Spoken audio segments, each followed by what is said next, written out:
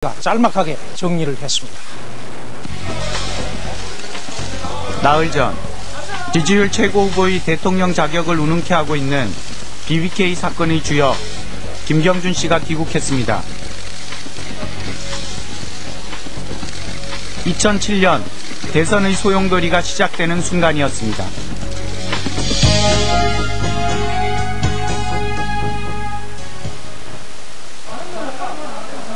대선의 마지막 내관으로 불리고 있는 인물답지 않게 김경준 씨는 예상보다 여유롭고 침착해 보였습니다.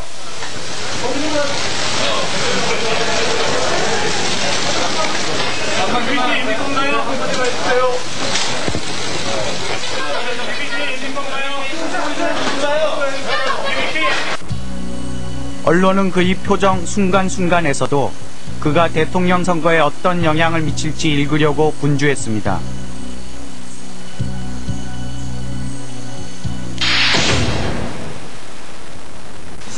김경준 측에서 두세 번의 협상이 들어온 일이 있습니다. 그런데 이명박 후보 측에서는 첫째, 그게 역공작일 가능성이 있다. 그리고 두 번째, 범죄인과 협상하는 것은 옳지 않다. 그렇게 해서 보신 것에 그건 배제를 했습니다. 저희가 다스 케이스를 이겼는데 다스 케이스를 이기고 항소를 하고 있는 상태인데 네.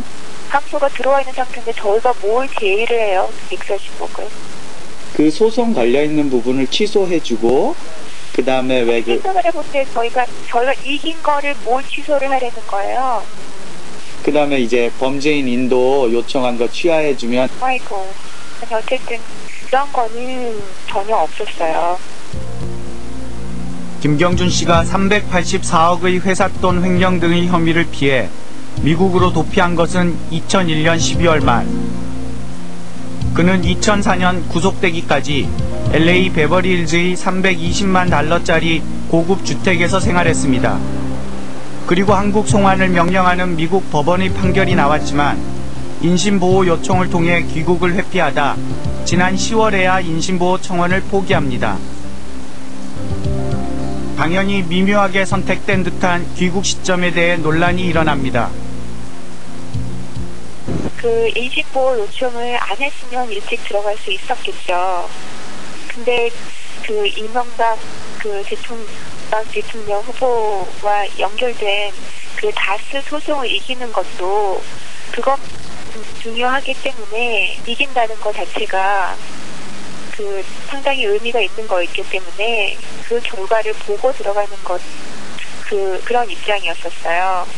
다스와의 소송을 끝까지 하고 들어가기 위해서 계속 보호 요청을 했던 것이다.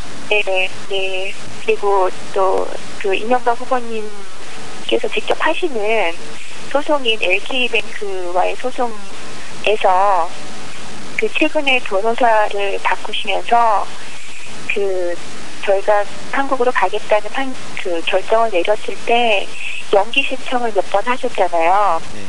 그 이유 때문에 이제서야 한국에 들어갈 수 있게 되었어요. 그렇지 않았으면 더 일찍 한국으로 돌아갈 수 있었을 거예요. 김경준 씨를 만났을 때 이미 그가 BBK를 설립을 해놓고 있었다고 하셨는데 여러 차례 여러 각도로 그런 말씀을 한번 하신 적이 있는데 김경준 씨를 만난 시점, 장소, 맥락이 어떤 건지 궁금합니다. 물론 본인이 찾아왔었습니다. 그 당시 제가 귀국하고 보니까 국내 언론에서 그 사람에 대한 능력을 높이 평가하고 실적을 높이 평가하고 있었습니다.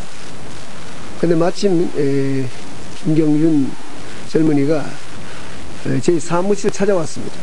그래서 소위 이뱅킹에 대한 브리핑을 제가 해줬습니다.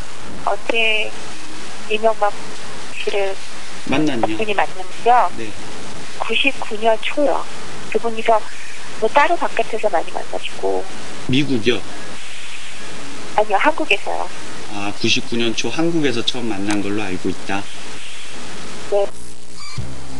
엇갈리는 증언.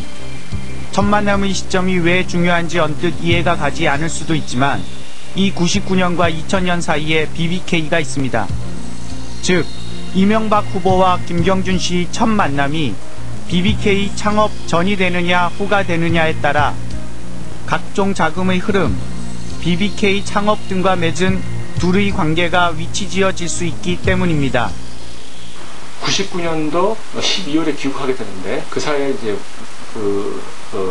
이미 이제 회사는 이제 시작이 됐고요. 2000년도에 이제 김경준 씨하고 이 후보가 처음 딜을 하게 됩니다. 2000년도 1월달에 김경준 씨를 통해서 김경준 씨가 이제 이 후보한테 프로포즈를 합니다. 근데 바로 이 후보를 만날 수가 없었기 때문에 그 김백준 씨하고 미팅한 그 메모가 있습니다. 그게 2000년도 2월달 메모인데.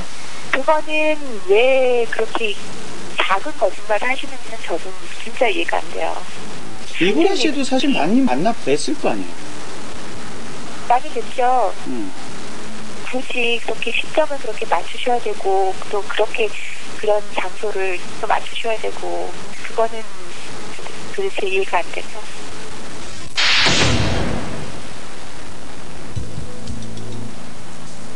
호승줄에 묶인 손으로 엄지손가락을 지켜드는 광경을 보신 적이 있으십니까? 입국할 때부터 예상과는 다른 모습을 보여준 김경준 씨의 이런 행동의 배경에는 무엇이 있는 걸까요? 김경준 씨는 입국 전부터 단박에 BBK 문제를 해결할 서류가 있다면서 이른바 이면 계약서에 대해 언급했습니다.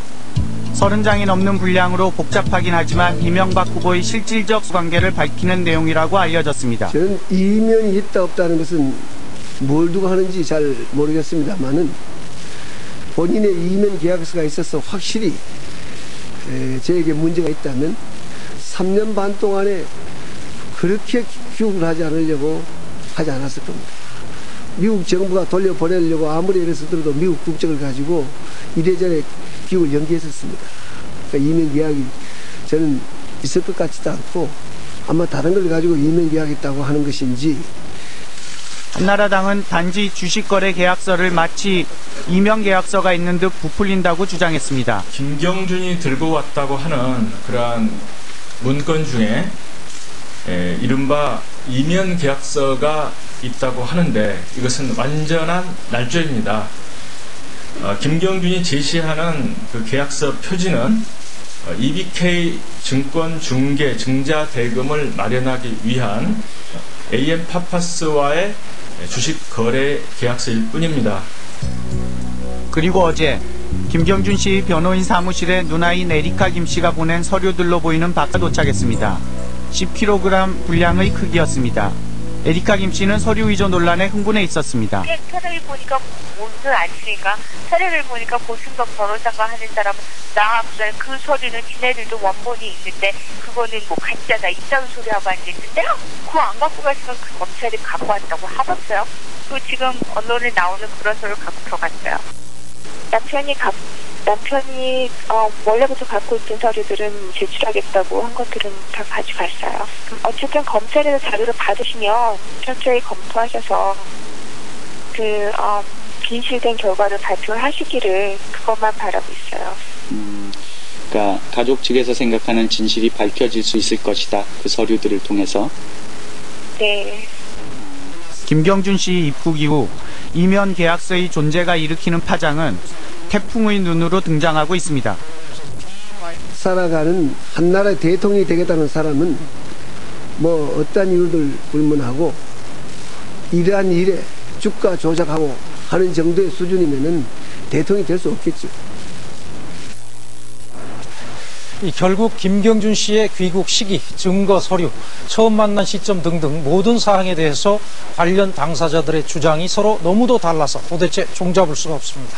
어쨌건 가장 중요한 것은 현재로서는 이면 계약서인데 그게 정말 있는지, 있다면 진짜인지 가짜인지, 또 내용은 무엇인지에 따라서 대선 전국이 크게 영향을 받을 것 같습니다. 이명박 후보 스스로를 위해서도 또 대통령을 뽑아야 할 국민들을 위해서라도 철저한 진상 규명이 꼭 있어야겠습니다.